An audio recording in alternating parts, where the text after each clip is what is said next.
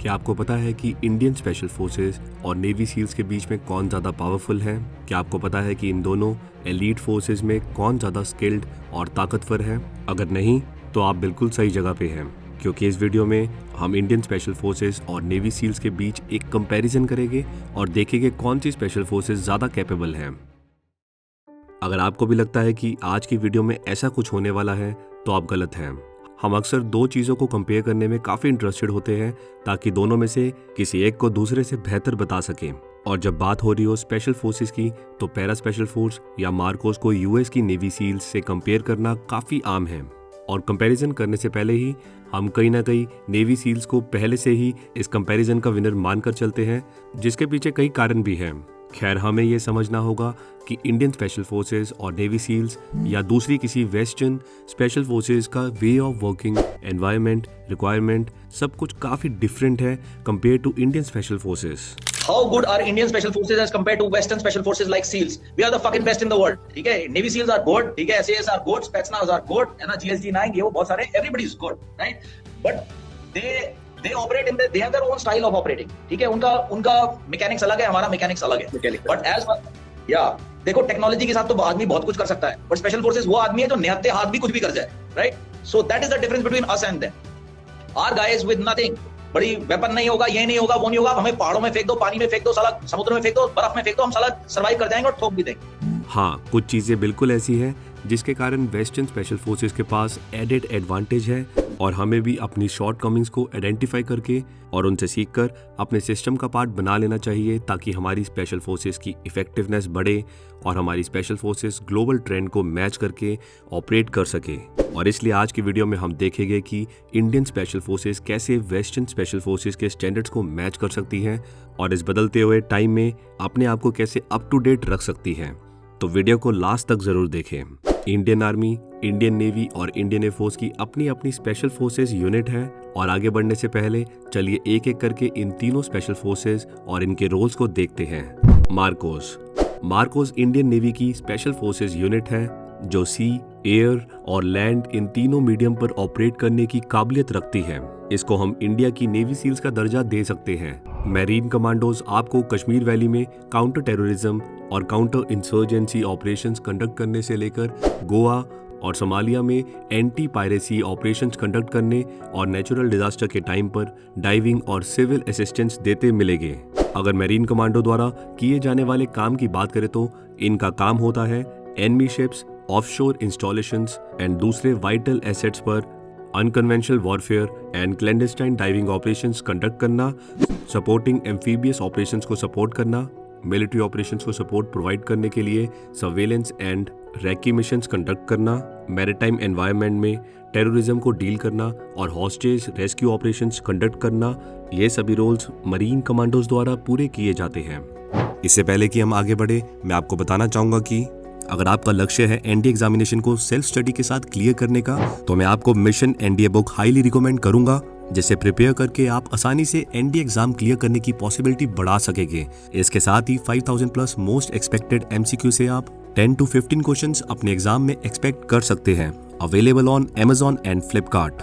Garuda commando force Indian air force की special force unit है और इंडिया की one of the youngest special force unit है, जिसमें करीब 1800 से 2000 कमांडोज शामिल हैं। 2001 में जम्मू एंड कश्मीर में मेजर एयर बेस पर हमले के बाद एक ऐसी स्पेशल यूनिट की जरूरत महसूस हुई जो ऐसी सिचुएशन के साथ डील कर सके। तो इस तरह से अक्टूबर 2002 से इस स्पेशल फोर्स यूनिट को बनाने पर काम शुरू हो गया।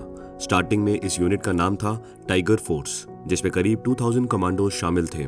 पब्लिकली गरुड़ कमांडोज को 8 अक्टूबर 2004 में एयरफोर्स डे सेलिब्रेशन के टाइम पर देखा गया। गरुड़ कमांडोज की ट्रेनिंग पैरा स्पेशल फोर्स और मार्कोस के कंपैरिजन में काफी लंबी होती है, पर इसमें बेसिक मिलिट्री ट्रेनिंग भी दी जाती है। Combat search and rescue operation Garud का फ्यूचर में प्राइम टास्क होगा, ताकि शॉट डाउन होने पर पायलट को एनिमी टेरिटरी से रेस्क्यू कर सके। Para special force Indian army की स्पेशल फोर्सेज है और इंडिया की one of the oldest special forces.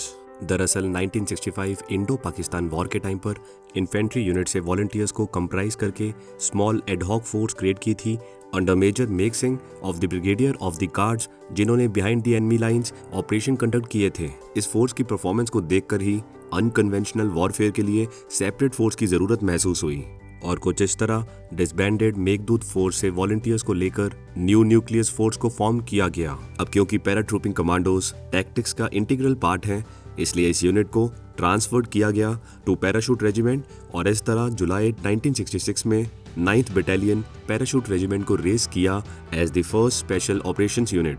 आज पैराशूट रेजिमेंट के अंडर कई पैरा स्पेशल फोर्सेस बटालियन मौजूद हैं जो डिफरेंट टेरेन और वॉरफेयर में स्पेशलाइजेशन रखती है।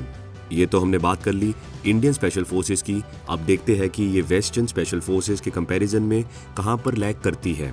देखिए, ये तो हम सब जानते हैं कि हमारा डिफेंस बजट दूसरी कंट्रीज के कंपैरिजन में काफी कम है और मेन प्रॉब्लम ये नहीं है कि हमारा डिफेंस बजट कम है, बल्कि मेन इशू ये है कि डिफेंस बजट का सिग्निफिकेंट पोर्शन पेंशन के लिए एलोकेट कर दिया जाता है, जिसके कारण न्यू इक्विपमेंट एंड वेपन्स के लिए काफी लिमिटेड बजट रिस्पेक्टिव सर्विस के पास बचता है। अगर हम स्पेशल फोर्सेस की बात करें तो ये साफ देखा जा सकता है कि नॉर्मल इन्फेंट्री रेजिमेंट के कंपैरिजन में Indian special force modern equipment and weapon से इक्विप्ड है।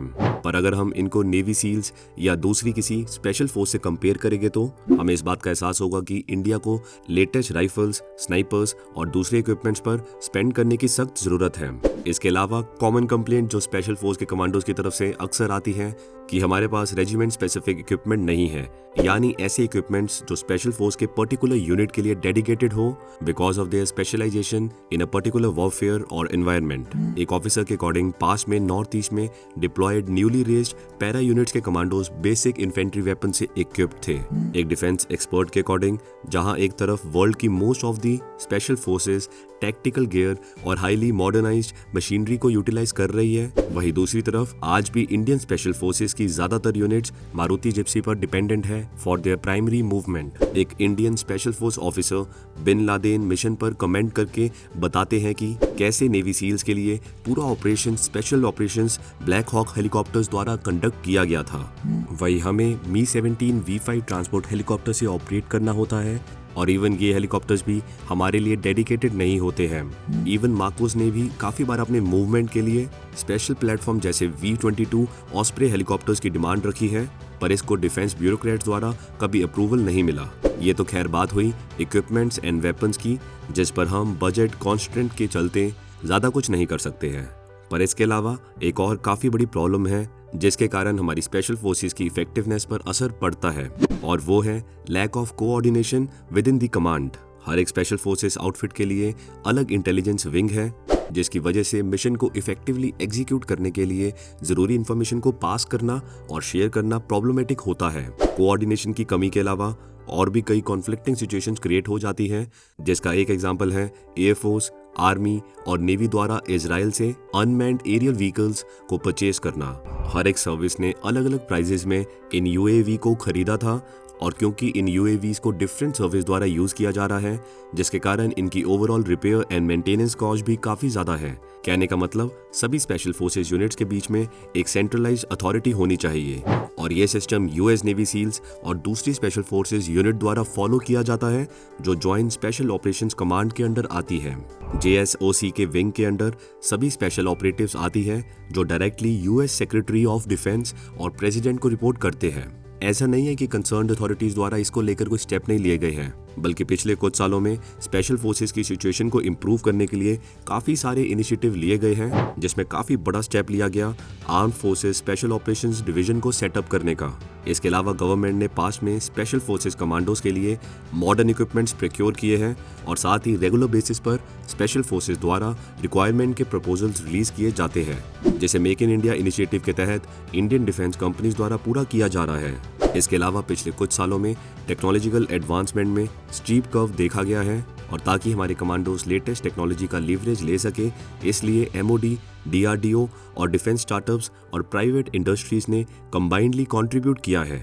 MOD द्वारा कई इंस्टीट्यूट ओपन किए गए हैं, जो ये इंश्योर करेंगे कि हमारे कमांडोज लेटेस्ट टेक्नोलॉजिकल एडवांटेज को अपने फेवर में यूज कर सके। इंडियन स्पेशल फोर्सेस के कमांडोज की कैपेबिलिटीज पर हमें कोई शक नहीं है। इवन कम्बैट के दौरान फिजिकल और इंटेलेक्चुअल एबिलिटीज के मामले में Indian elite commandos US counter part से कई बेहतर ही है। बस बजट कंस्ट्रेंट और स्ट्रेट फॉरवर्ड सिस्टम ना होने की वजह से हमारी स्पेशल फोर्स कुछ मामलों में पीछे रह जाती है और हम उम्मीद करते हैं कि आने वाले कुछ सालों में हम अपनी इस कमी से भी ओवरकम कर लेंगे। तो लाइक करें हमारी वीडियो को और हमेशा की तरह हमारी वीडियो को शेयर करते रहे। मिलते हैं अगली वीडियो में।